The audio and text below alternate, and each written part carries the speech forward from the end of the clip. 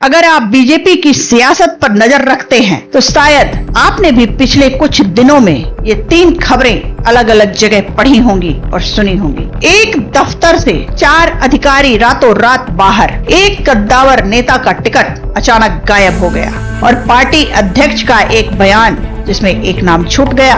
अलग अलग खबरें लगी ना, रुकिए, 3 अलग अलग घटनाएं अलग अलग हफ्तों में और अलग अलग राज्यों और अलग अलग मंत्रालयों की हैं। पर सूत्रों और रिपोर्टों की माने तो तीनों की डोर कहीं ना कहीं एक ही जगह जाकर जुड़ती नजर आती है। और जब आप यह कनेक्शन देखेंगे तो आप भी यही पूछेंगे, क्या ये सच में इत्तेफाक है या कोई संयोग? तो चलिए एक एक करके समझते हैं। नमस्कार दोस्तों, मैं हूं आपके साथ सुमन शुक्ला और आप देख रहे हैं 7 टीवी भारत। आपका स्वागत है। दोस्तों, राजनीतिक हलकों में चर्चा है कि बीजेपी में सब कुछ ठीक नहीं चल रहा और खबरों की माने तो इस बार टकराव पार्टी के निचले तबके में नहीं, सीधे टॉप लेवल पर बताया जा रहा है। अब आप सोच रहे होंगे, भाई इसमें नया क्या? पार्टियों में तो हमेशा खींचतान रहती ही है, बदलाव और मतभेद ये तो बड़ी आम बात है। पर जरा गौर कीजिए किस पर निशाना है। सुनने में भारी लग सकता है, लेकिन पिछले कुछ दिनों की रिपोर्ट्स और घटनाक्रम कुछ ऐसा ही इशारा करते हैं। जानकारों के मुताबिक, राजनीतिक जानकारों के मुताबिक, पार्टी में नंबर 2 यानी मोदी के बाद सबसे ताकतवर और कद्दावर नेता माने जाने वाले गृह मंत्री अमित शाह और उनके सबसे भरोसेमंद लोगों को या तो निशाना बनाया जा रहा है या चुपचाप किनारे किया जा रहा है। ऐसा कम से कम विश्लेषकों का एक तबका यही मान रहा है। 3 घटनाएं हैं जिन्हें आधार बनाकर यह चर्चा चल रही है और इन्हें देखकर आप खुद तय कर पाएंगे ये सिर्फ अटकल है या कुछ और। तो पहली मिसाल है भूपेंद्र यादव का दफ्तर। केंद्रीय पर्यावरण, वन एवं जलवायु परिवर्तन मंत्री भूपेंद्र यादव मोदी और अमित शाह दोनों के भरोसेमंद चेहरों में गिने जाते हैं। रिपोर्ट्स के मुताबिक 3 जुलाई 2026 को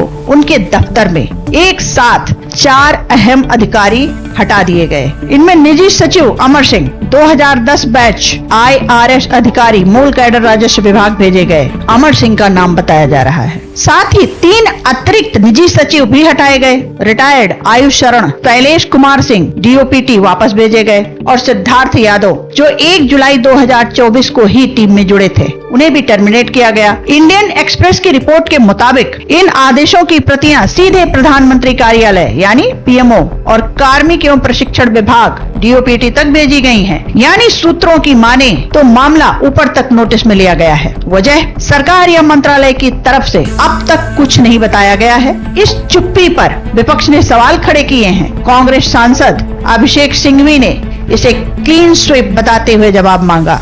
सुप्रिया श्रीनेत और राजस्थान के टीकाराम जूली ने भी सवाल उठाए, क्योंकि भूपेंद्र यादव खुद अलवर से सांसद हैं। जयराम रमेश ने तो इसे सीधे गवर्नेंस का फेलियर तक कह दिया। लेकिन एक बात साफ रहनी चाहिए, इनमें से कोई भी आरोप अब तक किसी सरकारी दस्तावेज या आधिकारिक बयान से पुष्ट नहीं हुआ है। जो कुछ है वो सूत्रों और मीडिया रिपोर्ट्स तक सीमित है। और टाइमिंग दिलचस्प है इसमें। ये सब ठीक उसी वक्त हो रहा है जब मॉनसून सत्र और संभावित कैबिनेट फेरबदल की चर्चा जोरों पर है। अगर आपको ये सिर्फ रूटीन रीशफल नहीं कुछ और लग रहा है तो कमेंट में जरूर बताइएगा, क्योंकि अभी कहानी यही खत्म नहीं होती। अब ये अकेली घटना होती तो शायद रूटीन प्रशासनिक फेरबदल कहकर बात खत्म हो जाती, पर ठीक इसी दौर में मध्य प्रदेश से एक और खबर आती है और ये सीधे टिकट पर चोट है। तो आइए अब बात करते हैं दूसरी मिसाल पर। तो दूसरी मिसाल है मध्य प्रदेश के पूर्व गृह मंत्री नरोत्तम मिश्रा, जिन्हें अमित शाह खेमे का करीबी बताया जाता है। और नरोत्तम मिश्रा का टिकट दतिया विधानसभा उपचुनाव से काट दिया गया है, मतलब नाम हटा दिया गया है। अब सोचिए, जिस नेता के पास कभी पूरा गृह विभाग और खुफिया तंत्र रहा हो, अगर उसका टिकट अचानक कट जाए, ये तो छोटी बात नहीं है। जगह मिली आशुतोष तिवारी को, जिनका जुड़ाव RSS से बताया जाता है और जो शिवराज सिंह चौहान के कार्यकाल में मध्य प्रदेश हाउसिंग बोर्ड के अध्यक्ष रह चुके हैं। वोटिंग 30 जुलाई को है, नतीजे 3 अगस्त को है, नामांकन की आखिरी तारीख 13 जुलाई। टिकट कटते ही दतिया में विरोध, भड़क उठा। रिपोर्ट्स के मुताबिक ग्वालियर झांसी हाईवे जाम हो गया, टायर जलाए गए, पथराव हुआ, पुलिस को आंसू गैस छोड़नी पड़ी। बताया जा रहा है कि एसपी और एडिशनल एसपी समेत कई पुलिसकर्मी घायल हुए। विरोध में दतिया बीजेपी जिलाध्यक्ष रघुवीर सिंह समेत पूरी जिला कार्यकारिणी ने इस्तीफा दे दिया है। खुद नरोत्तम मिश्रा ने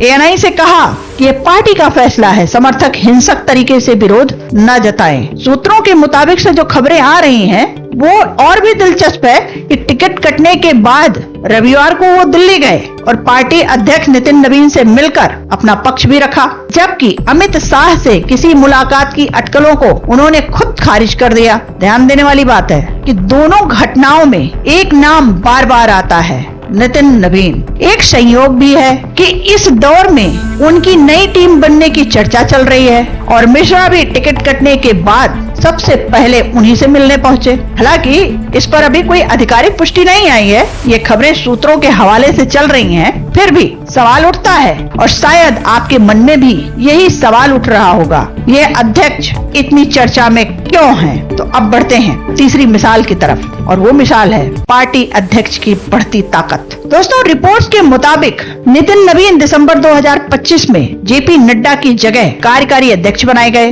और 20 जनवरी 2026 को औपचारिक तौर पर राष्ट्रीय अध्यक्ष की कुर्सी संभाली। सिर्फ 45 से 46 साल की उम्र में पार्टी के सबसे युवा अध्यक्ष बनकर पार्टी की कमान संभाली और सूत्रों के मुताबिक पिछले कुछ हफ्तों में 2 अहम बैठकें हुई। पहली, राजनाथ सिंह के घर आरएसएस और बीजेपी नेताओं के बीच करीब 4 घंटे तक और दूसरी बैठक हुई खुद अमित शाह के आवास पर 2.5-3 घंटे तक। दोनों का मकसद बताया जा रहा है नई राष्ट्रीय कार्यकारिणी को अंतिम रूप देना, जो अध्यक्ष बनने के बाद उनकी पहली पूरी टीम होगी। और इसी दौर में एक भरी जनसभा में कैमरे और माइक के सामने नितिन नवीन को यह कहते सुना गया कि आने वाला दौर मोदी और योगी आदित्यनाथ का है। इस बयान में अमित शाह का नाम नहीं आया। कुछ राजनीतिक विश्लेषक इसे पार्टी के भीतर बदलते सत्ता संतुलन के संकेत के तौर पर देख रहे हैं। हालांकि ये भी अभी सूत्रों के हवाले से उड़ती बुड़ती खबरें हैं, कोई आधिकारिक बयान इस पर भी अभी आया नहीं है पार्टी की तरफ से। खैर,